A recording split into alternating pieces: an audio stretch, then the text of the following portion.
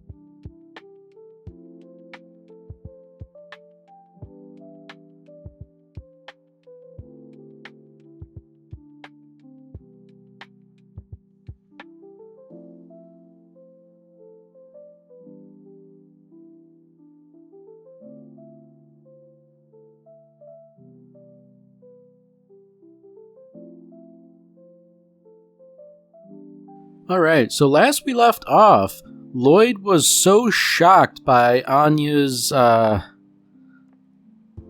announcement that she received another Tonitrus bolt that he, sort of passed out and has lapsed into his own memories. Memories, namely, which are that of his childhood and the war. And, we just sort of left off with the war starting proper. The town in which Lloyd lived had been shelled by artillery, and news reports are saying that troops are moving across the border. Instantaneously, things have hit the fan in a really big way. And this is especially kind of dour because Lloyd was, playing and being a soldier. And, the realities are a lot different than what a child would understand. And, naturally, he kind of got a rather harsh lesson in this right away, having been caught up in an artillery blast.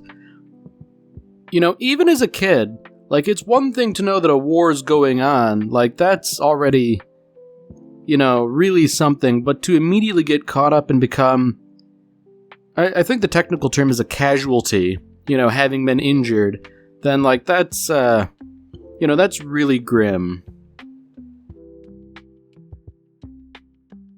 So it's telling that Lloyd doesn't really understand the reality of the situation here. With war breaking out, there's no more school. It doesn't matter that there is a festival tomorrow.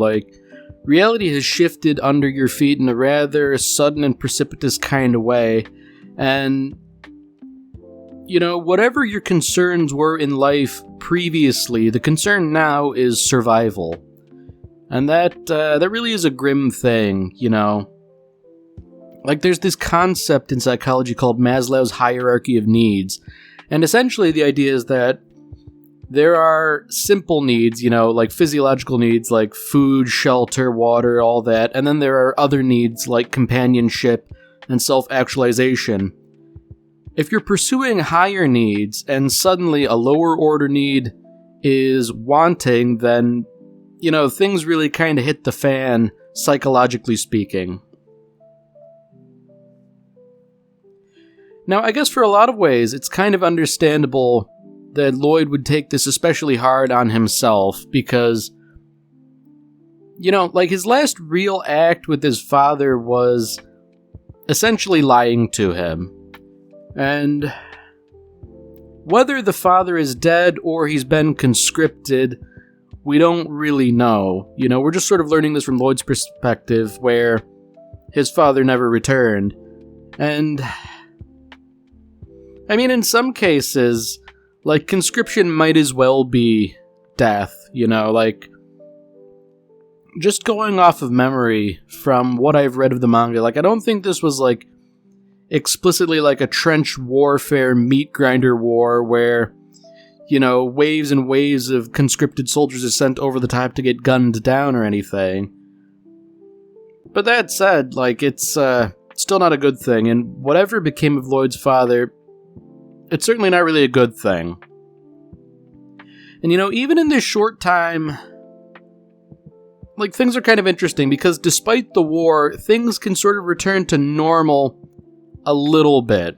Lloyd was fishing for dinner, but, once the air raid siren goes off, okay, serious business, time to hide.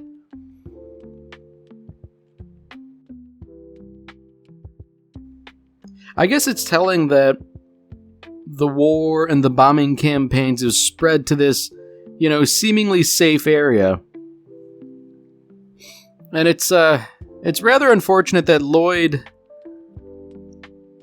I guess that he's in this situation, because, if you're in the bomb shelter, all you can do is kind of ride things out. It is tantamount to suicide to go out, like Lloyd is currently doing. It's understandable why he would. His mom was not in the shelter, and now it seems as though his house has been bombed. Or not his house, but the house he was staying at. So the question is, where do things go from here? War has a curious way of replicating itself. There are stories about, in wars past, where, killing one enemy soldier does not mean the enemy is down one soldier. In fact, it actually means they've gained 3 soldiers eventually. Because for every father you kill, there are, sons, nephews, brothers, who might not have been willing to fight beforehand, who are willing now. And, we can see this right here. Lloyd, he's going by an assumed name, apparently, but he has decided to join the military, for better or for ill. And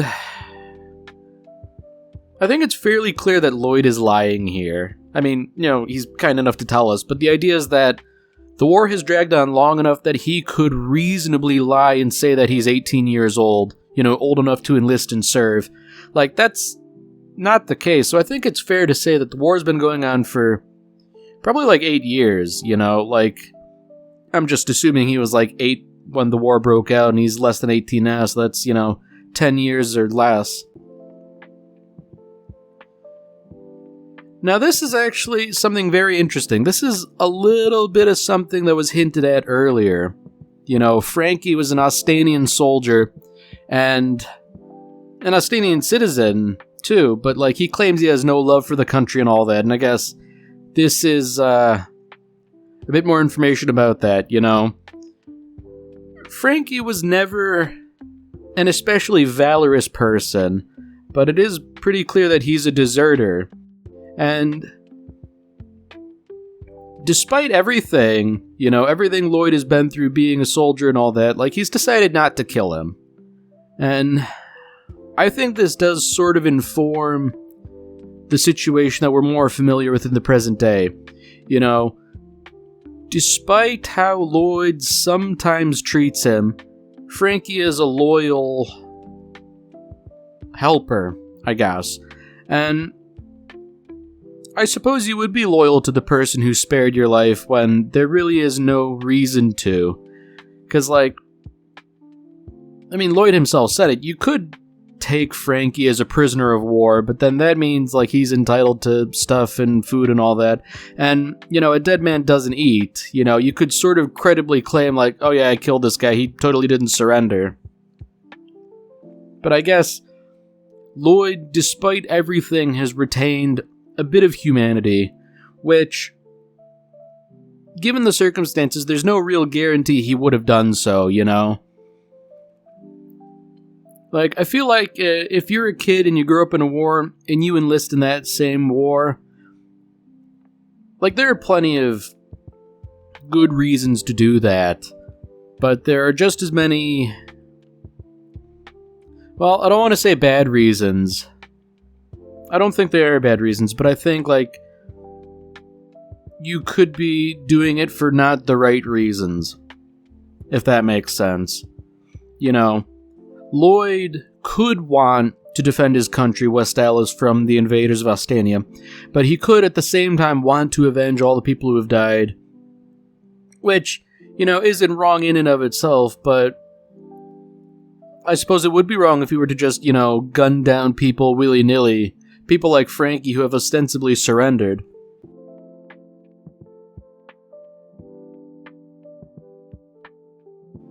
So I guess here's the core issue. Lloyd is still understandably upset about the bombing campaigns in which his friends apparently died, but, Frankie, being just like an ordinary line trooper, he had no part in that decision. He had no idea it happened. Judging by his temperament, he's as much a conscript as anyone else. He's not doing this of his own free will. So I guess this is kind of what I was saying about, the bad reasons. Lloyd could kill Frankie, but to do so for the wrong reasons, I don't know, I feel like it's one of those things where you have to be selfish in order to preserve yourself, killing him would ultimately do more harm to you than it would to him, if that makes any sense. Strange though it sounds, when you're killing one person but doing more harm to yourself in the long run.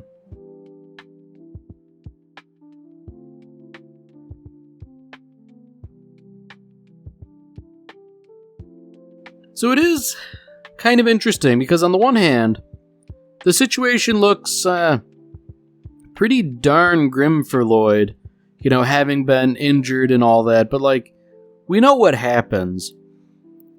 Or at least we know he survives. That's kind of the problem with prequels and all that. But maybe that's a conversation for another time. Because it seems like, against all odds, Lloyd's friends have all survived. And that's got to be an amazing weight off his shoulders, right? Not entirely. There's still the issue of his parents, in all likelihood, having been killed. But to know that his friends survived, that's gotta be something, right?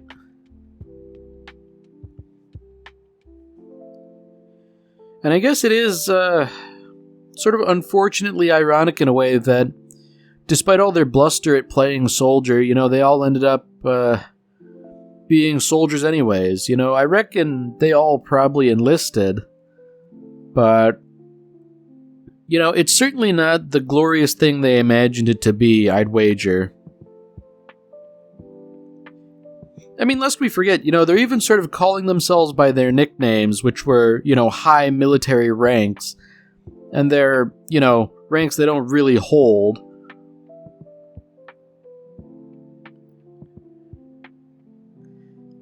It is also telling that, all these guys, despite everything that's happened, they joined up. In large part, it seems, because many people they did know died. They all sort of assumed Lloyd had died, and he was part of the reason for them, just as they were for him.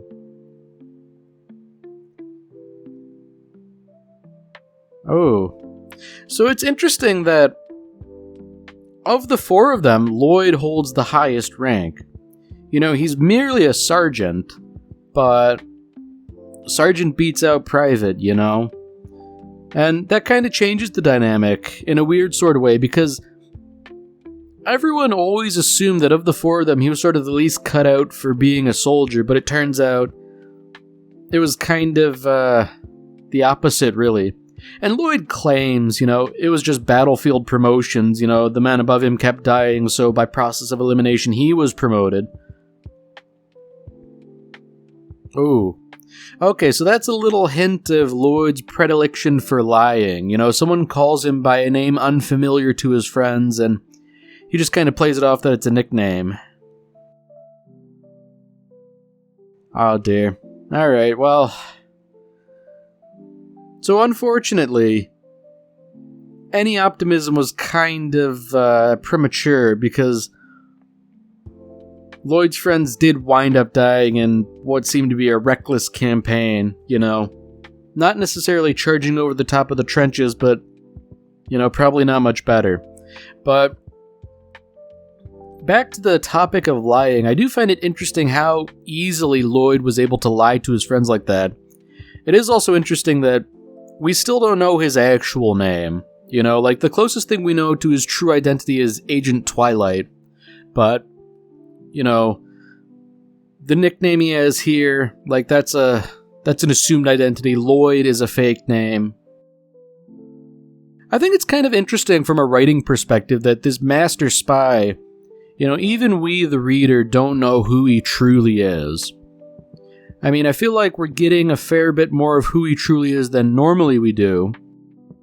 You know, we normally see bits of, like, his internal monologue, wanting peace and all that, and this sort of informs that more. But, I don't know. It's just interesting that, it might not have a payoff, you know, his real identity might be of no consequence, but the idea is that he's such a master spy, so skilled and adept at lying that, you know, even we, the viewer, don't know the entirety of the truth. And it seems as though, despite, you know, being on sort of like rear guard duty, Lloyd is about to sort of change career paths, I guess, you know. Because this guy wearing a coat and a hat who has a penchant for talking, you know, he knows a little bit about Lloyd here. Stuff that, you know, a lot of people don't know. And stuff that Lloyd has been guarding deliberately. So naturally the idea is he might be a spy, you know, working for the Ostanians, but rather than assuming he's a spy and shooting him, they instead want to use his talents for military intelligence. So really, I guess this is where it all starts, you know? Like, this guy has sort of accurately come to the summation that of all the weapons you have, you know, a gun is good, an artillery piece is better, but beyond that, there is information. And there's a fair bit of truth in that. You know, you can win a war with information even if you're outmatched, if you know enemy troop displacements and dispositions and things like that. So the idea that they would want to scout people who are exceptionally smart and quick-witted and good with information, you know, that tracks. That's, you know, probably how they would win the war in the long run if things continue to drag on.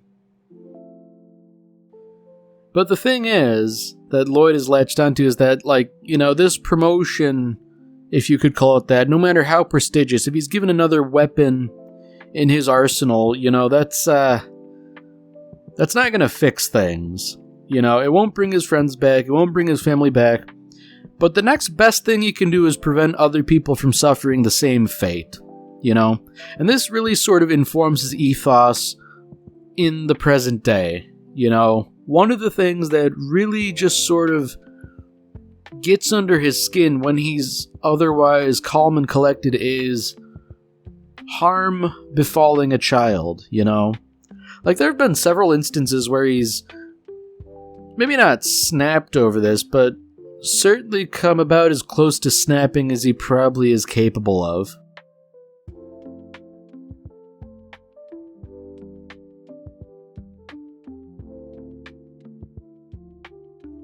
So it's telling that Lloyd is already sort of willing to abandon his identity, you know? Like, I can see why he would want to do that, but it's maybe a bit brash to tell, like, the guy ostensibly in charge of you that, like, I don't care about my country, I don't care about winning the war. And he doesn't say why he does care about doing this, but, you know, those happy children running past him, you know, that's, that kind of gives it away, you know? So even back during the war, he met the handler here. And, oh, well, that's it then. You know, I guess that's close enough to the present that he can just sort of, like, wake up and face reality again. And I guess that is a nice little point of continuity, you know, the handler tying into his current mission. I do find it interesting that as he wakes up and sort of takes stock of his surroundings, he says, I'm in Lloyd's home, rather than in my home, you know? Because, I mean, in a sense, it really isn't his, it belongs to Lloyd, but, I don't know, there is something sad about drawing a distinction between the two.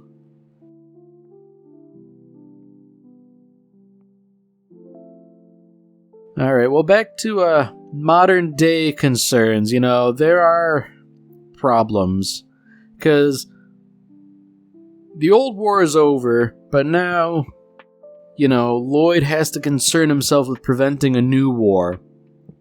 And despite everything, you know, despite this minor setback, things are still kind of on track, you know? And, like, I appreciate that Lloyd isn't willing to chastise Anya too much, you know? It's like, look, you got another demerit, but you're making friends with Damien. You know, I can live with that. You know, just make sure you take good care of your friends. And of course, Anya understands to some degree what he means by that, if not the full weight of it. And that's partially because he was just remembering the good times with his friends, and partially because, you know, Anya being a child is only so familiar with how bad things can get, you know? I guess it's kind of a nice thing that, despite her ability to read minds, she doesn't quite grasp the full gravity of things. Because, like, can you imagine how horrible that would be to know as a little child just how bad things can get? Like, you would be a basket case. You wouldn't be able to live or function. So, in some ways, you know, it's good that Anya doesn't know, I guess.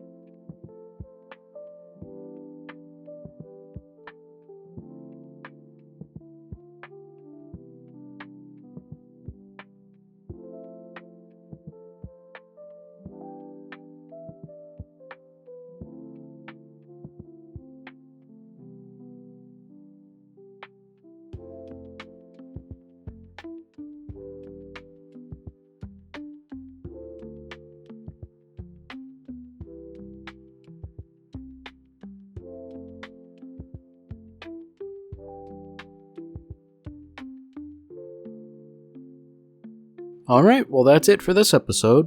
If you've enjoyed it, then by all means, tune in for the next one. See you, Space Cowboy.